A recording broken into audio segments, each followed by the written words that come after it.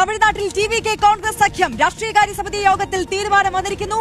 ആദിൽ പാലോട് കൂടുതൽ വിവരങ്ങളുമായി ചേരുകയാണ്. അതിൽ അങ്ങനെ ടി.വി.കെ കോൺഗ്രസ് സഖ്യം വരുന്നു. ഉറപ്പായും അതൊരു യാഥാർത്ഥ്യമായി മാറിയിരിക്കുന്നു. അഭ്യൂഹങ്ങളും അനൌദ്യോഗിക ചർച്ചകളുമാണ് ഇതുവരെ നടന്നതെങ്കിൽ ഇപ്പോഴിതാ ഒരു അംഗീകാരമുള്ള ഒരു ഔദ്യോഗിക പ്രഖ്യാപനമായി തന്നെ കാര്യങ്ങൾ മാറുന്നു എന്നുള്ളതാണ് ഇപ്പോൾ സംഭവിച്ചിരിക്കുന്നത്. തമിഴ്നാട്ടിൽ ടി.വി.കെ കോൺഗ്രസ് സഖ്യം നിലവിൽ വരുന്നു എന്നുള്ളതാണ് പ്രധാനപ്പെട്ട കാര്യം. വൈകുന്നേരം ചേർന്ന ഹൈക്കമാൻഡ് യോഗത്തിൽ മല്ലികാർജുൻ ഖർഗെയും രാഹുൽ ഗാന്ധിയും കെ.സി. വേണുഗോപാലും തീരുമാനമെടുക്കാനായി തമിഴ്നാട്ടിലെ കോൺഗ്രസ് നേതാക്കളെ ചുമതലപ്പെടുത്തിയിരുന്നു. അതിന്റെ ഭാഗമായി തമിഴ്നാട്ടിലെ രാഷ്ട്രീയ സമിതി ഓൺലൈനായി സൂമിൽ യോഗം ചേർന്നിരുന്നു.